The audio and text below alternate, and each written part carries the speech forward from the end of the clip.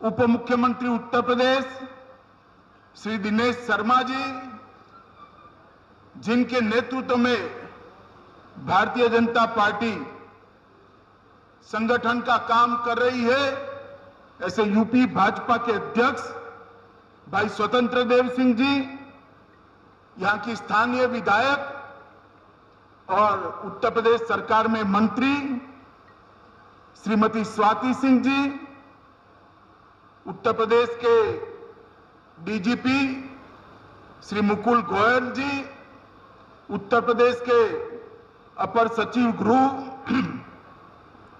अवनीश कुमार अवस्थी जी, आज यहां पर जो इंस्टीट्यूट बनने जा रही है, जिसका पूरा इसका मार्गदर्शन, उसकी तकनीकी सहायता और इंस्टीट्यूट के अंदर जो बच्चे पढ़ेंगे उनको फॉरेंसिक साइंस यूनिवर्सिटी गांधीनगर के साथ संबंध किया गया है।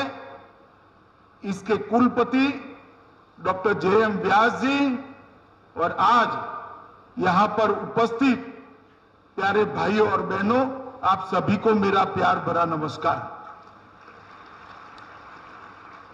कोरोना काल के कारण बहुत लंबे समय से मैं उत्तर प्रदेश आया नहीं हूं। आज बहुत लंबे समय के उत्तर प्रदेश की भूमि पर आकर आप सब से मिलकर हृदय में अपार हर्ष की और उत्साह की भावना होती। आज लोकमान्य तिलक, उनकी पुण्यतिथि भी है। आज ही के दिन तिलक महाराज ने अपना देह छोड़ा था। आजादी के आंदोलन में तिलक महाराज के योगदान को ये देश की जनता, देश का इतिहास और आने वाली कई पीढ़ियां भुला नहीं सकती। तिलक महाराज ही एक व्यक्ति थे जिन्होंने कहा था, सबसे पहले कहा था, आजादी मेरा जन्मसिद्ध अधिकार है। और वो नारे ने उस जमाने में अंग्रेजी शासन की नींव हिलाकर रख दी थी। और तिलक महाराज ने उनके समकालीन लाल बाल पाल के ये तीनों विभूतियों ने पूरे भारत में जो आंदोलन खड़ा किया, जिसकी नींव पर आज हमारा देश स्वतंत्र बनकर दुनिया के सबसे विकसित देशों की दिशा में आगे बढ़ रहा है। मैं आज तिलक महाराज को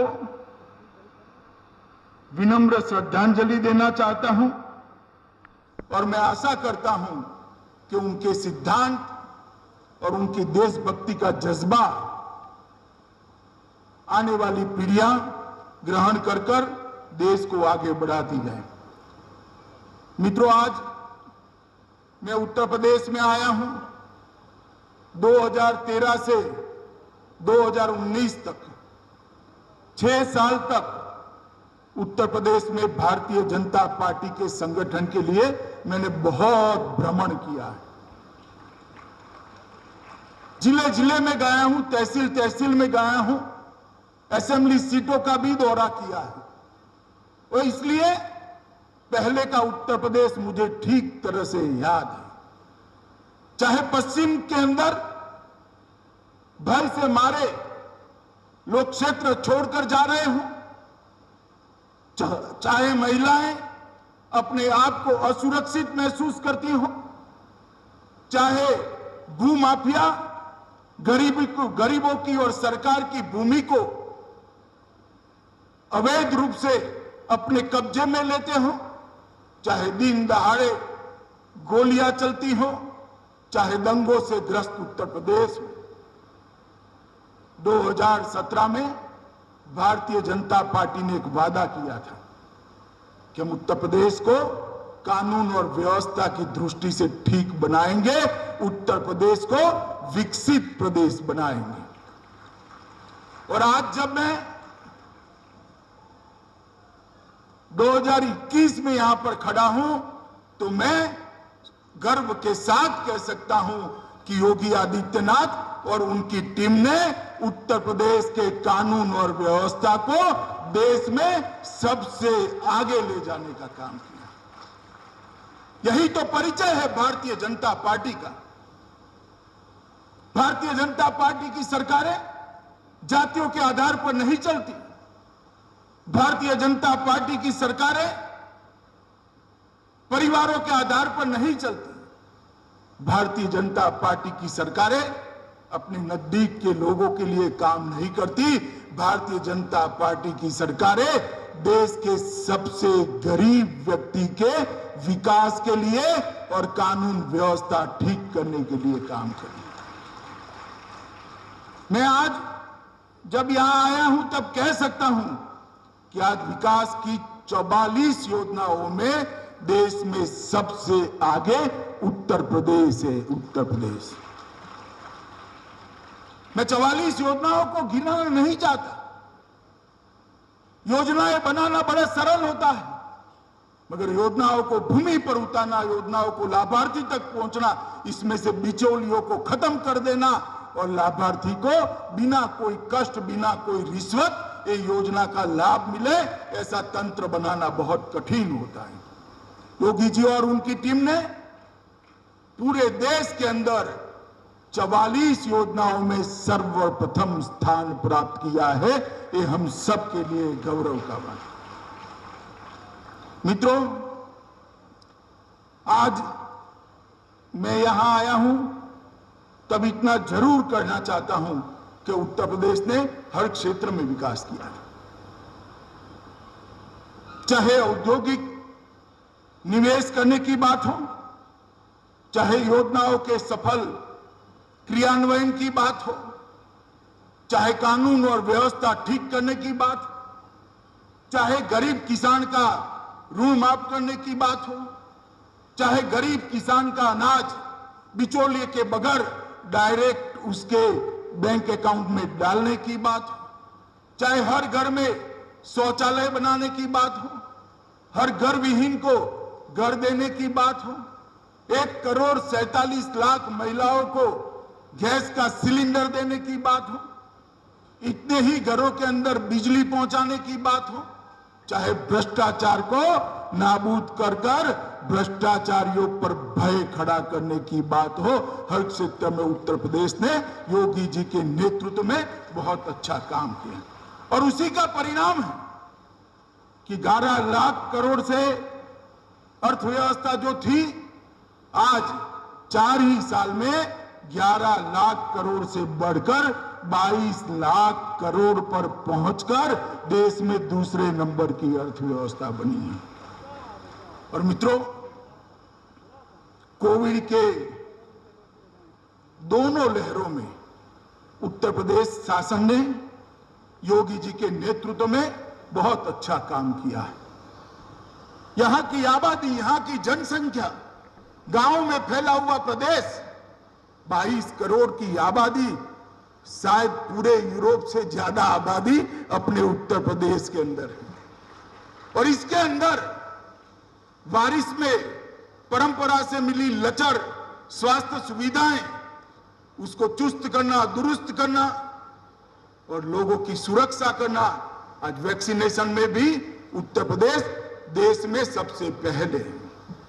बेड बनाने भी सबसे आगे हैं, टेस्टिंग में सबसे आगे हैं और उत्तर प्रदेश के नागरिकों को सुरक्षा देने में भी आज आगे हैं। मित्रों, हर क्षेत्र के अंदर ये जो प्रगति हुई मोदी जी के नेतृत्व में, भारतीय जनता पार्टी की सरकारें जिस प्रकार से संवेदना के साथ जनहित का कार्य कर रही है, उत्तर प्रदेश उसमें सबसे आगे है।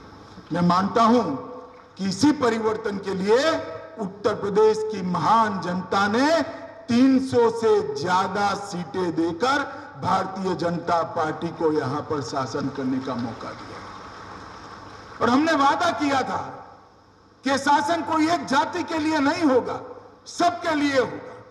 ये शासन एक परिवार के लिए नहीं होगा, सबके लिए होगा।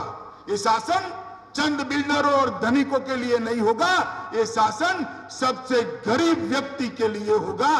और आज मैं कह सकता हूं 4 साल के बाद कि हम इस दिशा में काफी आगे बढ़े हैं। मित्रों, आज मैं यहां पर forensic science institute Uttar Pradesh के भूमि पूजन के अंदर आया हूं।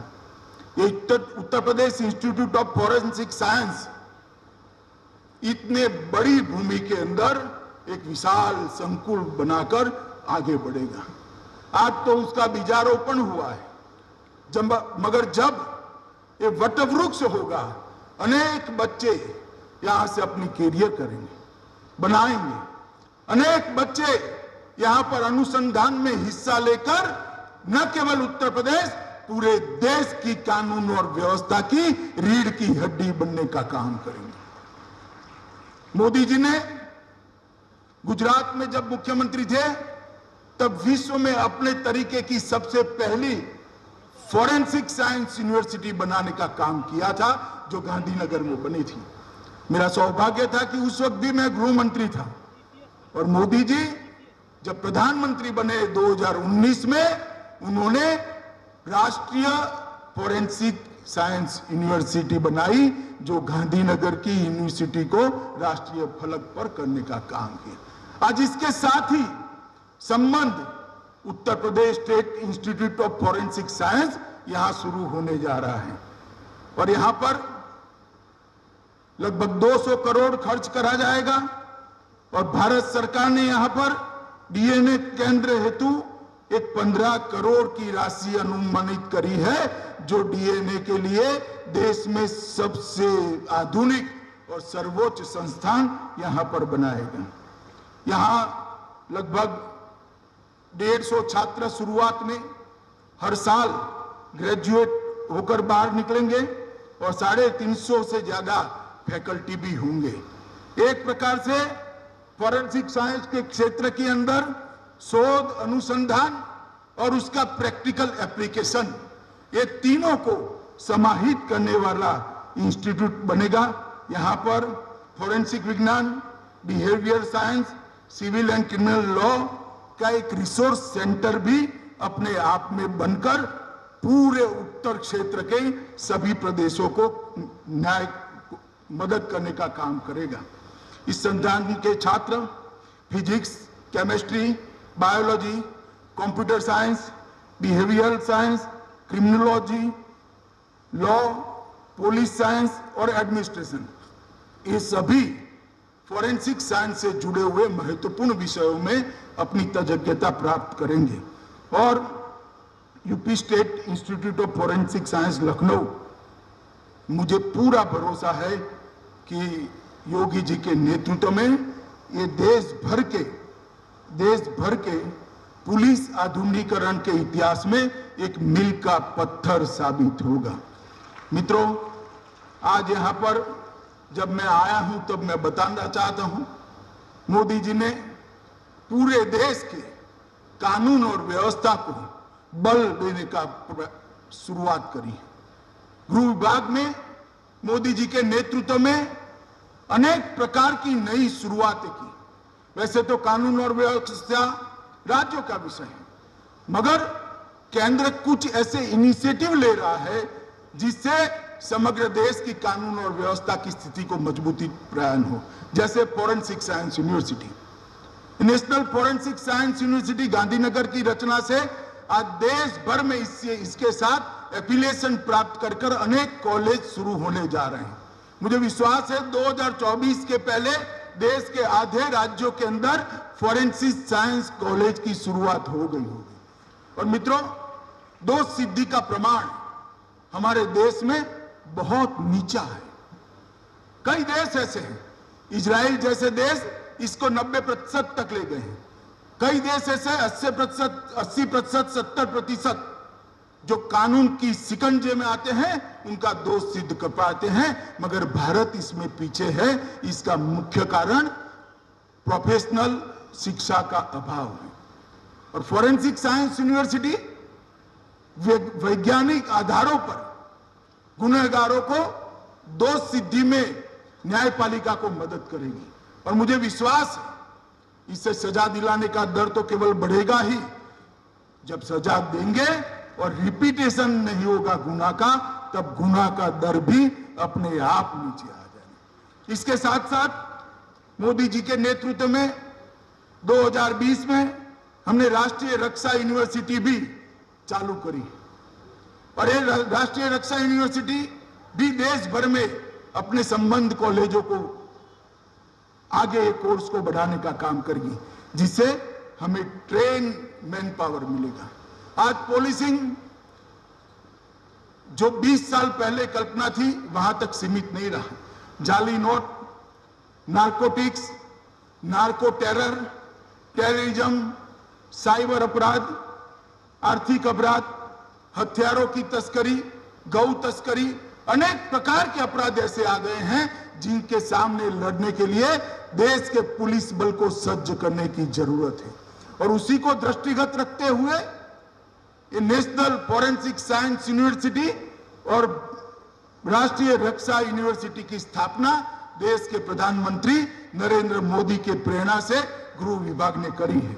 और मैं मानता हूं कि इसी के साथ अगर यहां से एक ट्रेन मानव बल प्राप्त होगा तो वो दिन दूर नहीं है कि हर जिले में उत्तर प्रदेश के एक मोबाइल फॉरेंसिक वाहन हम उपलब्ध करा पाएंगे और रीजनल एफएसएल के सेंटर भी बना पाएंगे।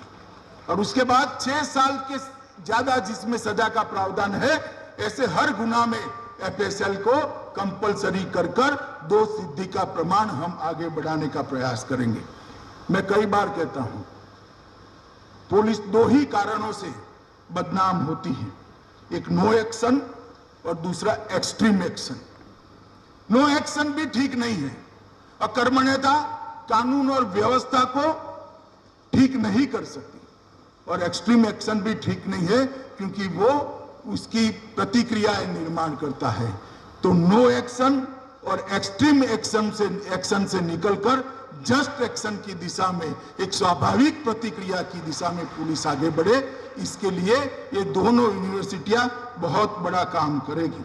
मित्रों, आज मैं यहां पर आया हूं तब इतना जरूर कहना चाहता हूं कि उत्तर प्रदेश के अंदर मैं अखबारों को पढ़ता रहता हूं, अनेक प्रकार के इधर उधर के बयान आते हैं और चुनाव आने के बाद एक्टिव होने वाले राजनीतिक नेताओं की संख्या सबसे ज्यादा उत्तर प्रदेश में। बाढ़ आती है तो दिखाई नहीं पड़ते हैं, कोरोना आता है तो दिखाई नहीं पड़ते हैं। जब किसानों का अनाज आप खरीद नहीं रहे थे, किसान भूख से मर रहा था, दिखाई नहीं पड़ते। किसानों के ऋण माफ करने थे, आप मौज मस्ती में व्यस्त थे। किसानों को परेशान किया जाता था, ऋण प्राप्त नहीं होता था, आप मौज मस्ती में।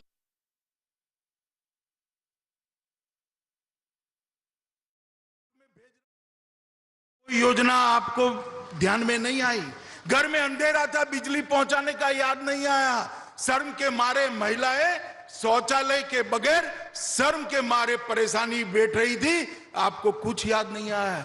उत्तर प्रदेश के लोग घर के बगैर घर में अंधेरा था, बिजली पहुंचाने का याद नहीं आया, शर्म के मारे महिलाएं शौचालय के बगैर शर्म के मारे परेशानी बैठ रही थी, आपको कुछ याद नहीं आया।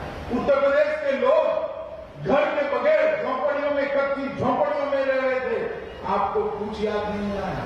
उत्तर प्रदेश के अंदर माताएं चूल्हा भूनकर अंधापे को इनवाइट करती थी, आमंत्रित करती थी, आपको गैस देने की सूझ नहीं आई, और चुनाव आते हैं तब नए कपड़े पहनकर आ जाते हैं। मित्रों, मैं सभी को कहना चाहता हूं, मैं उत्तर प्रदेश के चप्पे चप्पे में घुमा हूं। 2013 से 2019 तक उत्तर प्रदेश का मैंने दौरा किया है। मैं उत्तर प्रदेश की जनता को जानता हूं। हमने जो 2017 में वादे किए थे, सारे के सारे वादे पूरे कर उत्तर प्रदेश की जनता का आशीर्वाद मिलने के लिए, और जो सब करने गए उनको मैं कहना चाहता हूं कि भैया फिर से एक बार करारी हार का मन बना लो। यहाँ भारतीय जनता पार्टी की प्रचंड बहुमत से सरकार बनी। क्योंकि उत्तर प्रदेश में दंगा मुक्त उत्तर प्रदेश की कल्पना ही नहीं, उत्तर प्रदेश के युवाओं ने रोजगार की कल्पना ही नहीं की, उत्तर प्रदेश के व्यापारियों ने सफलता के साथ किसी को टैक्स दिए अनधिकृत टैक्स खंडनी दिए बगैर व्यापार कर पाएंगे, ऐसी व्यवस्था की कल्पना ही नहीं की थी। और उत्तर प्रदेश में इतने औद्योगिक निवेश को किसी ने सोचा भी नहीं था। निवेशकों का सम्मेलन भी कानून और व्यवस्था के कारण अखिलेश यादव जी को लखनऊ में करना पड़ा, लखनऊ से बाहर दिल्ली में करना। मित्रों, उत्तर प्रदेश के अंदर से यहाँ कमल की सरकार बनने जा रही है और इसलिए मैं भारतीय जनता पार्टी के सभी समर्थक जनता को भी कहना चाहता हूं कि किसी के बहकावे में मत आइए। आपके गांव में जो विकास हुआ है इसको एक बार देखिए, शहर में जो विकास हुआ है उसको देखिए, कानून और व्यवस्था की परिस्थिति में जो बदलाव आया है उसको देखिए, दंगे समाप्त हो गए हैं इसको देखिए, जातिवाद समाप्त हो गया है उसको देखिए, परिवारवाद को उखाड़ कर फेंक देने का काम भारतीय जनता पार्टी ने किया है उसको देखिए। और मित्रों, चुनाव नजदीक आएगा तब ये लोग जरूर निकलेंगे। मेरे उत्तर प्रदेश की जनता को करबद्ध निवेदन है कि आप सभी लोग चहुमुखी विकास जो आया है उसको देखिए और उसका समर्थन करिए। मोदी जी के नेतृत्व में यहाँ योगी आदित्यनाथ, हमारे दोनों उप मुख्यमंत्री और उनकी पूरी प्रशासनिक टीम ने एक बहुत अच्छा काम किया है उत्तर प्रदेश को आगे बढ़ाने का। इसको और आगे बढ़ाने की जरूरत है। आज यहाँ पर जब मैं आया हूँ तब मैं इतनी आशा करता हूं कि आज ये जो फॉरेंसिक साइंस इंस्टीट्यूट की स्थापना हुई है वो अपने तय समय में अपनी गतिविधियां चालू करेगा, जो कि यूपी सरकार का कार्य पद्धति है। और यहां पर बहुत जल्द बच्चे फॉरेंसिक साइंस के विषय को पढ़कर हमारी कानून और व्यवस्था को मजबूत करने में लगेंगे और उत्तर प्रदेश की कानून और व्यवस्था, देश की कानून और व्यवस्था को सुधारने में अपना योगदान देंगे। मैं बहुत समय के बाद आया हूं, इसलिए फिर से एक बार मैं कहना चाहता हूं कि उत्तर प्रदेश को, जनता को, उत्तर प्रदेश के लोगों को और हमारे कार्यकर्ताओं को मिलकर बहुत बहुत आनंद और सुख की अनुभूति होती है। फिर से एक बार सभी को नमस्कार, वंदे मातरम। लखनऊ में गृह मंत्री अमित शाह के संबोधन को आप सुन रहे थे। Uttar Pradesh state institute of forensic science का उन्होंने इससे पहले शिलान्यास किया और संबोधन में उन्होंने विपक्ष पर भी जमकर हमला बोला। सीएम योगी आदित्यनाथ भी उनके साथ मौजूद रहे। दोनों डिप्टी सीएम दिनेश शर्मा और केशव प्रसाद मौर्य, स्वतंत्र देव सिंह, सभी बड़े नेता मंच पर उनके साथ मौजूद रहे हैं। और यहां से सियासी जमीन मजबूत करने की कवायद बीजेपी की ओर से हो चुकी है, क्योंकि 2022 में उत्तर प्रदेश का विधानसभा चुनाव है और उसके लिए यहां पर बीजेपी की रणनीति बनती हुई दिख रही है। लगातार विपक्ष पर भी गृह मंत्री अमित शाह ने निशाना साधा और विपक्ष को भी अब सियासी अखाड़े में चुनौती उन्होंने दे दी है। यानी कि 2022 में सियासी जमीन को मजबूती करने की उनकी रणनीति है। अब यहां से इसके बाद गृह मंत्री अमित शाह मिर्जापुर जाएंगे और मिर्जापुर में भी वो विंध्याचल कॉरिडोर का शिलान्यास करेंगे। उसके बाद उनका वाराणसी दौरा भी होगा। वाराणसी दौरे में काशी विश्वनाथ के दर्शन करेंगे और वहां पर भी विधानसभा चुनाव 2022 के लिए बाबा से जीत का आशीर्वाद वो जरूर लेंगे। और यहां से